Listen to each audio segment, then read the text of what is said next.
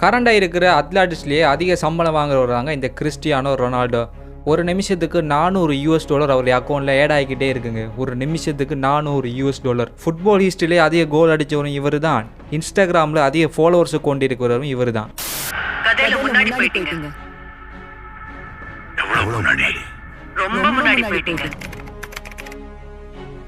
Maria Dolores அப்படிங்கிற பெண்மணி ஒருத்தர் ஹாஸ்பிட்டலுக்கு போகிறாங்க. அப்போது ஷி வாஸ் ப்ரெக்னென்ட். அங்கே இருக்கிற டாக்டர்ஸ் கிட்ட என்ன சொல்கிறாங்க தெரியுமா? என் வயிற்றில் இருக்கிற கருவை கலைச்சிடுங்க டாக்டர், எனக்கு ஏற்கனவே 3 குழந்தைங்க, அவங்களுக்கு சாப்பாடு போகிறதே ரொம்ப கஷ்டமாக இருக்குது, வறுமையில் இருக்கிறோம், என் ஹஸ்பண்டு வேறு சம்பாதிக்கிற பணத்தெல்லாம் ஆல்கோஹால்லே செலவழிக்கிறாரு, இந்த கஷ்டத்துக்கு மத்தியில் இந்த குழந்தையும் பெற்றெடுத்து கஷ்டப்படணுமா அப்படின்னு டாக்டர்ஸ் கிட்ட கருவை கலைக்க சொல்கிறாங்க. பட் டாக்டர்ஸ் அதை மறுத்துடுறாங்க. மரியா டொலோரஸ் என்ன பண்ணுறதுன்னு தெரியாமல் சூடான பீர்ஸை அளவுக்கு அதிகமாக குடிக்கிறாங்க, அப்படியாவது தன்னோட கருப்பம் கலையும் அப்படின்னு. பட் அன்ஃபார்ச்சுனேட்லி அவ்வளோ கஷ்டத்துக்கும் வறுமைக்கு மத்தியில் அந்த குழந்தை பிறக்குதுங்க. அந்த குழந்தையோட பேரு தான் 1985 February 5 தான் கிறிஸ்டியானோ ரொனால்டோ அப்படிங்கிற ஒருத்தர் பிறகுறாரு. ரொனால்டோவோட அம்மாவோட பேர் தாங்க மரியா டொலோரஸ். அப்பாவுடைய பேர் தான் ஜோஸ் டீனிஸ் அவேரோ. ரொனால்டோவுக்கு ஹியூகோ அப்படிங்கிற ஒரு ஓல்டர் பிரதரும் எல்மா அண்ட் கேட்டியா அப்படிங்கிற 2 ஓல்டர் சிஸ்டருமே இருக்காங்க. அண்ட் கடைசியாக தான் வந்தாரு கிறிஸ்டியானோ ரொனால்டோ டோஸ் சாண்டோஸ் அவேரோ. இது தாங்க அவருடைய முழு பேரு. அவருடைய அப்பா தான் இந்த பேர் அவருக்கு வச்சாரா. US பிரசிடென்டான ரொனால்ட் ரீகனோட பேரை இன்ஸ்பயர் பண்ணி தான் ரொனால்டோ அப்படின்னு பேர் வச்சாராங்க. அவருடைய அப்பா பயங்கரமான குடிப்பழக்கம் இருக்கிற ஒருத்தர். இதனாலேயே அவர் சம்பாதிக்கிற பணத்தை எல்லாத்தையுமே குடிச்சே செலவழிப்பாராம். இதனால குடும்பத்தில் இருக்கிறவங்க சாப்பாடே பெரிய ஒரு விஷயமா இருந்திருக்கு. ரொனால்டோவுடைய அம்மா சமையல்காரராக வேலை செய்யறாங்க. அவங்க சமையல் வேலை பார்த்து தான் அதுல வார வருமானத்தை வச்சு ஓரளவுக்கு குடும்பத்தை ஓட்டிட்டு இருந்தாங்க. ரொனால்டோவுடைய அப்பா சம்பாதிக்கிறதுக்கு கிடைக்கிற வேலையெல்லாம் எழுத்து போட்டு செய்வாராம். ஆனா வறுமை அவங்கள விட்டு நீங்களங்க. இந்த வறுமையில தான் ரொனால்டோவும் வளர ஆரம்பிக்கிறாரு. ரொனால்டோ அப்ப இருந்த அந்த ஒரு வீட்டை பார்த்தாலே அவர் எவ்வளவு ஏழ்மையில வாழ்ந்திருக்காரு அப்படிங்கிறது உங்களுக்கு தெரிய வரும். ஒரே ஒரு ரூம் தாங்க அவங்க வீட்லயே இருக்குமா. அதுல தான் அவங்க எல்லாருமே தூங்குவாங்களாம். ஆனா ரொனால்டோவுடைய பேரண்ட்ஸ் ரொனால்டோவுக்கு புது ட்ரெஸ் வாங்கி கொடுப்பாங்களாம். வெளியில இருந்து பார்க்குறவங்களுக்கு இவன் ஒரு ஏழை அப்படிங்கிறத மறைக்கிறதுக்காகவே இந்த மாதிரி புது ட்ரெஸ் எல்லாம் ரொனால்டோவுக்கு வாங்கி கொடுத்து அழகு பார்ப்பாங்களாம். உங்கள் அதிகமானவங்களுக்கு கிறிஸ்டியானோ ரொனால்டோ போர்த்துகல்ல தான் பிறந்தார் அப்படின்னு நினைச்சிட்டு இருப்பீங்க. அது உண்மை கிடையாது. ரொனால்டோ மடீரா அப்படிங்கிற ஐலாண்ட்ல ஃபான்செல் அப்படிங்கிற இடத்துல தான் பிறந்தாராம். அதுக்கப்புறம் தான் போர்த்துகலுக்கு இமிகிரேட் ஆனாங்க. மடீரா ஐலாண்ட் போர்த்துகலுக்கு சொந்தமான ஒரு ஐலாண்ட் தான். ரொனால்டோவும் அங்கதாங்க வளர ஆரம்பிக்கிறாரு. அந்த சமயத்துல அவருடைய அப்பா ஃபான்செல்ல இருக்கக்கூடிய ஆண்டோரின்ஹா ஃபுட்பால் கிளப்ல பார்ட் டைமா கிட்மேனா வேலை பார்த்துட்டு இருக்கிறாரு. கிட்மேன் அப்படிங்கிறது கிட்டத்தட்ட கிளீனர் மாதிரின்னு வச்சுக்கோங்களேன். ரொனால்டோ ஸ்கூல் வீக்கெண்ட் அப்போ அப்பா கூட போய் அங்க நடக்கிற ஃபுட்பால் மேட்ச் எல்லாம் பார்த்துட்டு இருப்பாராம். அங்க நடந்த ஃபுட்பால் மேட்ச் ஒன்றை பார்த்தப்போ ரொனால்டோவுக்கு ஃபுட்பால் மேலே கண்டலும் காதல் ஆயிடுச்சு. ஃபுட்பால் மேலேயே தனி இன்ட்ரெஸ்ட் ரொனால்டோவுக்கு வர ஆரம்பிக்குது. படிப்பு மேலே சுத்தமா இன்ட்ரெஸ்ட் இல்லாம போகுது. ஹோம்ஒர்க் கொடுத்தா கூட அதெல்லாம் திறந்து கூட பார்க்க மாட்டாராம். அவரோட முழு எண்ணமும் ஃபுட்பால் மேல தான் இருந்துச்சு. எப்படி நானே சீக்கிரமா பெரிய ஆளாகி நம்ம குடும்பத்தை வறுமையில இருந்து காப்பாற்றணும் அப்படிங்கிறதா அவருக்கு அப்ப இருந்த ஒரு மிகப்பெரிய கனவாவே இருந்திருக்கு. எப்ப பார்த்தாலும் அதை பத்தி யோசிச்சுட்டு இருப்பாராம். இதன் காரணமா தான் 8 வயசுல அதே ஆண்டோரினா ஃபுட்பால் கிளப்ல ஜாயின் ஆகிறாருங்க. தன் பையனை பாத்துக்கிறதுக்காக அப்பாவும் பார்ட் டைமா செஞ்சுட்டு இருந்த வேலையை மெயின் ஜாப்பாவே செய்ய ஆரம்பிக்கிறாரு. ரொனால்டோவும் ஆண்டரிகா ஃபுட்பால் கிளப்ல தான் தன்னுடைய ஃபுட்பால் ஸ்டோரியாவே ஸ்டார்ட் பண்றாரு. மெச் ஏதாவது லொஸ்ட் ஆயிடுச்சுன்னா ரொனால்டோ ஒரு மூலையில உட்காந்து அழுதுகிட்டே இருப்பாங்க. இதனாலேயே அப்போவே கிரே பேபி அப்படின்னு ரொனால்டோவை கிண்டல் பண்ணுவாங்களாம். இப்படியே காலங்கள் கடக்குது. 2 வருடத்துக்கு பிறகு ரொனால்டோ ஆண்டரியா கிளப்ல இருந்து நேஷனல் அப்படிங்கிற ஒரு ஃபுட்பால் கிளப்புக்கு ஜாயின் ஆகிறாருங்க. இந்த நேஷனல் FC கிளப்ல ரொனால்டோ ஆடும்போது தான் மக்கள்கிட்ட இருந்து தனி கரவோசமே கிடைக்க ஆரம்பிக்குது. ரொனால்டோவோட திறமைகளை மக்கள் கண்டுகொள்ள ஆரம்பிக்கிறாங்க. நேஷனல் FC கிளப்ல விளையாடும் போது தான் ரொனால்டோ அதிகமான போட்டிகளையும் ட்ரோஃபிகளையும் வின் பண்ணுவாராம். அப்போ அங்க மேட்ச் பார்த்துட்டு இருந்தவங்களுக்கு நிச்சயமா தெரியாது இந்த சின்ன பையன் தான் ஃபுட்பால் ஹிஸ்டரியே மாத்த போறான் அப்படின்னு. ஆனா ரொனால்டோவுக்கு இருந்த யோசனை ஒண்ணுதாங்க. எப்படி நானே தன்னோட ஸ்கில்லை டெவலப் பண்ணி பெரியாளாகி தன்னோட ஃபேமிலியை வறுமையில இருந்து மீட்டெடுக்கணும் அப்படிங்கிறது தான் அவரோட லட்சியமாவே இருந்துச்சு. அவருடைய 12 வயசுலேயே அதாவது 1997ஆம் ஆண்டு ரொனால்டோ 3 நாள் டெஸ்டிங்குக்காக ஸ்போர்ட்டிங் கிளப்போட தன்னோட ஃபேமிலியை விட்டு பிரிஞ்சு போக வேண்டியிருந்துச்சுங்க லிஸ்பனுக்கு. தன்னோட லட்சியத்துக்காக அதையுமே செய்யறாருங்க. ஃபேமிலியை விட்டு பிரிஞ்சு இருந்த ஒவ்வொரு நாளுமே ரொனால்டோ ஒரு மூலையில உட்காந்து அழுதுகிட்டே இருப்பாராம். இதனாலே ரொனால்டோவை பாதியில வீட்டுக்கு அனுப்பியிருக்காங்க. வீட்டுக்கு வந்த ரொனால்டோவை அவங்களுடைய ஃபேமிலி மோட்டிவேட் பண்ணி திரும்பவும் அனுப்பி வைப்பாங்களாம். ஸ்போர்ட்டிங் FCயோட டெஸ்டிங்லையுமே பாஸ் ஆகி விளையாட ஆரம்பிக்கிறாரு. தன்னோட 14 வயசுலேயே ரொனால்டோ தனக்குள்ள ஸ்கில்லை வளர்த்துக்கிறாருங்க. பட் படிப்பை சுத்தமா கைவிட்டுட்டாரு.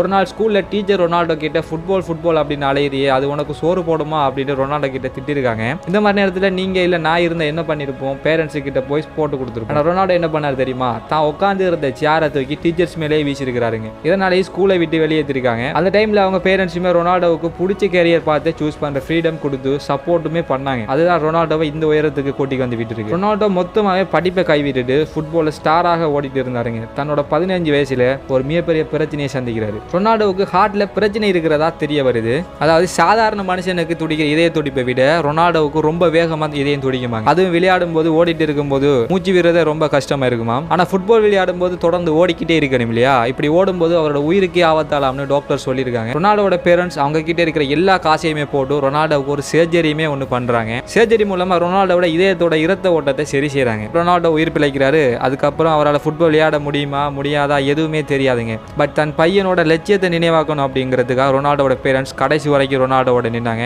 ரொனால்டோ ஹாஸ்பிட்டலை விட்டு டிஸ்சார்ஜ் ஆகி மீண்டும் ஃபுட்பால் பிராக்டிஸ் எடுக்க ஆரம்பிக்கிறாரு.